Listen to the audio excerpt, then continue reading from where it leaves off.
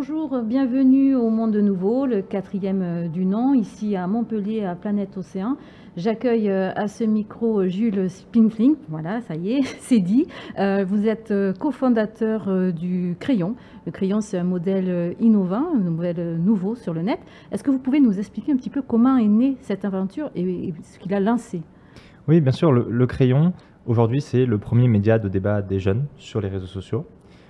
On produit des émissions vidéo qu'on diffuse sur YouTube, TikTok, Instagram, à destination d'une audience de plus d'1 million de personnes en cumulé. L'idée pour nous, c'est d'essayer de réunir la société, d'élever notre génération en traitant de thèmes qui la concernent, qui nous préoccupent, nous les jeunes, des thèmes de technologie, de culture, de politique, d'écologie, de religion, etc. Et de le faire avec sérieux et en même temps de réunir des gens qui ne pensent pas de la même manière et qui sont d'horizons différents. Est-ce que c'est pas un peu utopique de vouloir réunir comme ça les gens, justement? Ah si, bien sûr, c'est le défi qu'on s'est lancé et c'est pour ça qu'on l'a fait, avec le constat double qu'il faut réintéresser les jeunes à la politique, et ce, en essayant de passer par les écritures web et les communications, les canaux de communication qui sont ceux qui nous intéressent aujourd'hui. Et puis, le deuxième constat qui est que les algorithmes de réseaux sociaux nous montrent ce à quoi on adhère déjà, en général, et donc il s'agit pour nous de confronter les gens à un point de vue qu'ils n'ont pas forcément l'habitude d'entendre pour qu'ils se forgent leur propre opinion.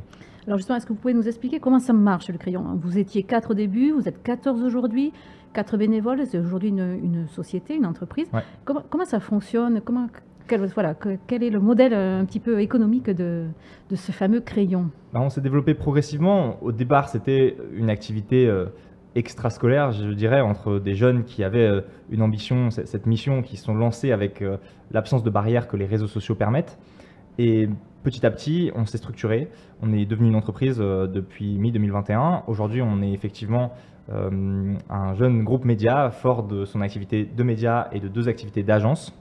On a bientôt des nouvelles aussi de ce côté-là sur l'extension de nos activités de médias. Mais aujourd'hui, on a des revenus qui proviennent des partenariats qu'on fait avec des marques pour valoriser l'audience, les audiences du Crayon de ce million de personnes. Et on valorise nos compétences avec des agences, le Surligneur qui travaille à mettre en lumière des entrepreneurs dans la presse et sur les réseaux sociaux, et le Pinceau qui est notre activité d'intelligence économique où on conseille les marques dans leur communication à leur public sur les réseaux. Alors vous avez accepté d'être parrain du Monde Nouveau, c'est quand même une sacrée responsabilité. Pourquoi? Quelle est votre motivation à associer l'image du Crayon au Monde Nouveau? C'est une motivation qui est d'abord personnelle parce que depuis tout petit, l'écologie, c'est un sujet qui me tient à cœur. La protection de la biodiversité, initialement en tant qu'enfant, et puis des questions plus politiques au fur et à mesure de l'approfondissement des sujets.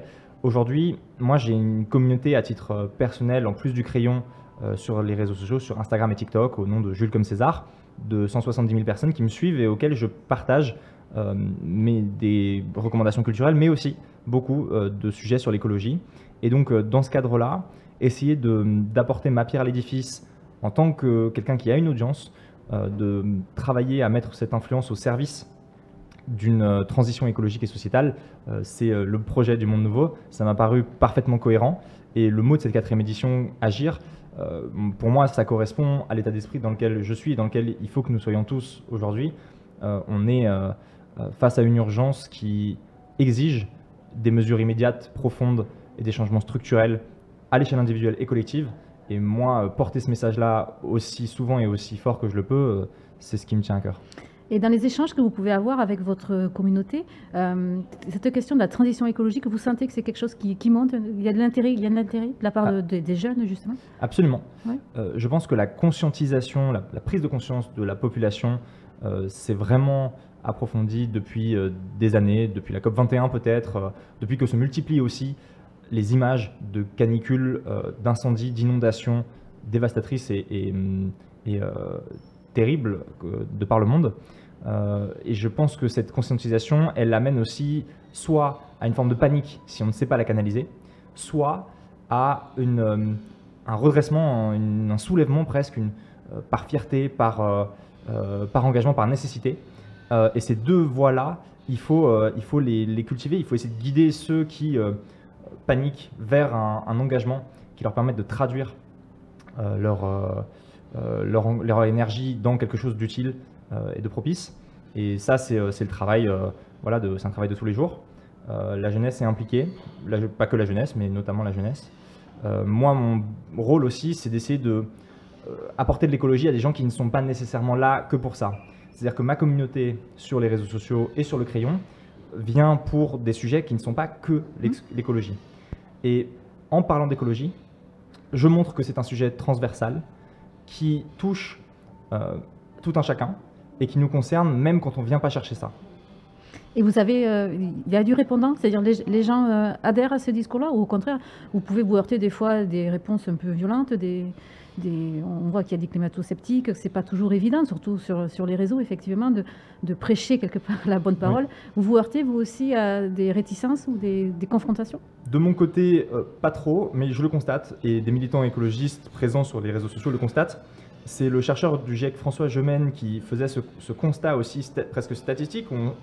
On déplore que malgré l'aggravation des conditions des catastrophes naturelles, leur fréquence, leur ampleur, on aurait pu s'attendre à ce que ces catastrophes accentuent la prise de conscience et la conscience de l'urgence. Et au contraire, on constate que ça renforce parfois le déni, sans doute face à un mécanisme très cognitivement compréhensible de je me replie sur ce qui est ma priorité, ce qui dans ma petite bulle me réconforte, mais malheureusement ça ne nous sauvera pas. Donc il y a parfois des réactions violentes ou du déni. Il faut éduquer, expliquer, ça ne se fera pas contre les gens, la transition elle se fait ensemble, et ça c'est un travail de longue haleine. C'est aussi la mission que s'est fixée Le Monde Nouveau. Merci d'avoir accepté encore d'en être le parrain, d'être venu à ce micro pour expliquer, pour essayer de convaincre. Merci encore, et donc à bientôt sur Le Monde Nouveau. Merci à vous.